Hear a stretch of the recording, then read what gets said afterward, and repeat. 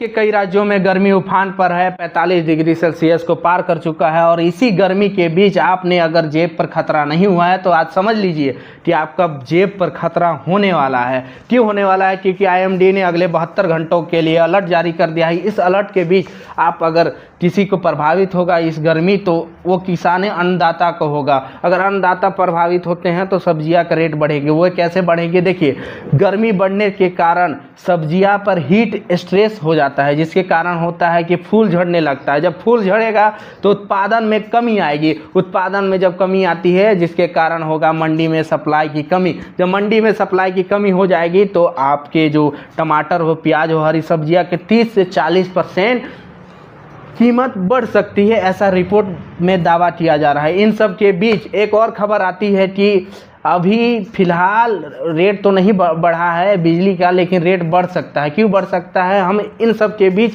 जिस तरह का AC कूलर यूज कर रहे हैं, जिस तरह का बिजली का खपत देश में बढ़ता जा रहा है, पावर ग्रिड पर दबाव बढ़ रहा है। जब पावर ग्रिड पर दबाव बढ़ता है तो पावर ग्रिड प्रेशर में आते हैं। जब प्रेशर में आएंगे, सप्लाई कम होगा तो रेट और बिजली बिल महंगी होगी। और इसी के बीच में एक और हाइडन उपाय मैं आपको बता रहा हूँ। ये जो कूलर चलता है, फ्रिज चलता है, जब AC चलता है तो उससे जो गैस रिलीज होती है वही जाके वही जाके ओजोन परत को हानि पहुँचाते हैं। जब ओजोन परत हानि होता है तो पराबैंगनी किरणें हैं जो सूर्य के निकलने वाली, वो डायरेक्ट धरती पर आती है, जिसके कारण ग्रीन हाउस गैस प्रभावित होती है, जिसके कारण और तापमान बढ़ते हैं। तो फिलहाल यही है, संभल जाइए, पेड़ लगाइए, तभी जाके ये गर्मी को कंट्रोल कर पाएंगे। AC कूलर को कम यूज कीजिए, नहीं तो आने वाला समय में इस तरह का खतरा जो अब मई में होता था, जून में देखने को मिलता था, अभी अप्रैल में देखने को मिल रहा है, अब आने वाला समय में जनवरी फरवरी में देखने को मिलेगा। धन्यवाद।